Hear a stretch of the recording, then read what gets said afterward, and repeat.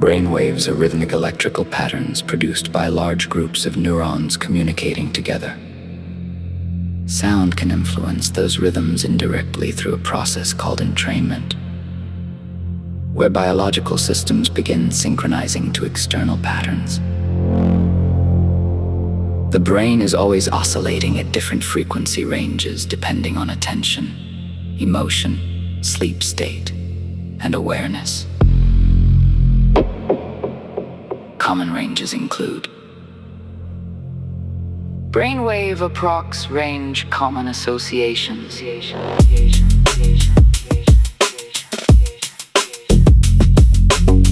Delta 0.5, 4 has deep sleep. Theta 4, 8 has dreaming, meditation, creativity. Alpha 8, 12 holds relax, wakefulness. Beta 13, 30 has focused thinking, problem solving. Gamma 30 plus has complex integration, high attention. These aren't rigid modes but overlapping tendencies. How sound interacts with brain activity. The brain constantly predicts and tracks rhythm. When exposed to repeating auditory patterns, neurons begin firing in synchrony with timing cues. Attention organizes around rhythm, breathing, and heart rate may shift. Emotional state can change. The synchronization tendency is called neural entrainment.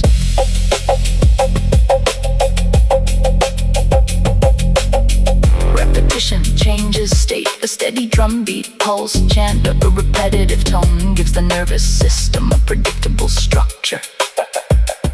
Examples: fast, irregular sound alertness, slow, repetitive sound calming, rhythmic chanting, narrowed focus, ambient drones reduce cognitive load. The brain often prefers predictable rhythmic input because it reduces uncertainty. Processing.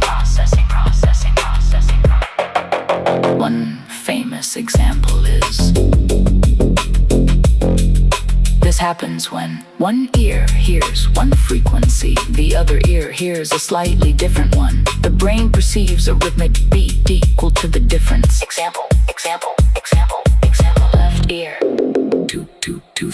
Left ear. Two. Left ear. Left ear.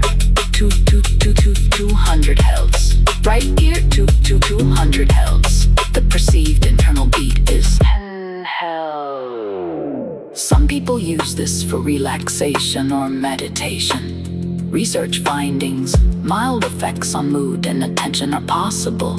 Evidence for dramatic consciousness alteration is weak. Individual response varies heavily, so the experience can feel real without requiring mystical explanations. Rhythm and the autonomic nervous system. Sound affects more than the cortex, but rhythmic audio can influence breathing, pace, muscle tension, stress hormone release, babble tone, emotional regulation.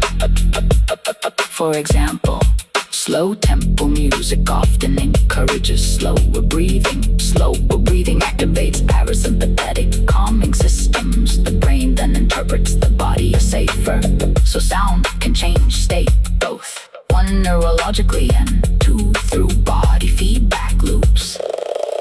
Why chanting and humming feel different? Sustained vocalization, vibration in the chest, prolonged exhalation, repetitive attention, auditory feedback. That combination can stabilize attention, reduce mental noise, increase bodily awareness, calm sympathetic activation. This is one reason many cultures independently develop chanting, drumming, toning, call and response, singing, repetitive prayer. Music and prediction. The brain is fundamentally predictive. Music works partly because it manipulates expectation, tension, release, timing, harmonic resolution. Dopamine release often occurs just before anticipated musical resolution, during emotional peaks, when patterns are recognized and fulfilled. That's why certain chord progressions or drops feel emotionally powerful.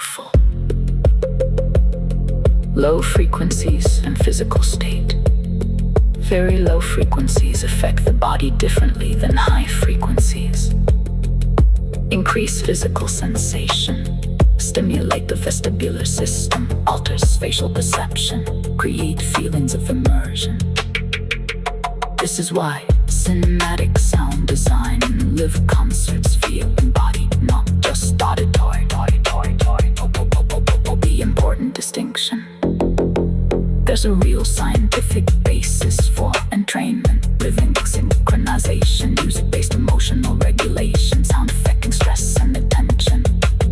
But some internet narratives overstate things into instant enlightenment frequencies, DNA activation tones, brain hacking miracle numbers.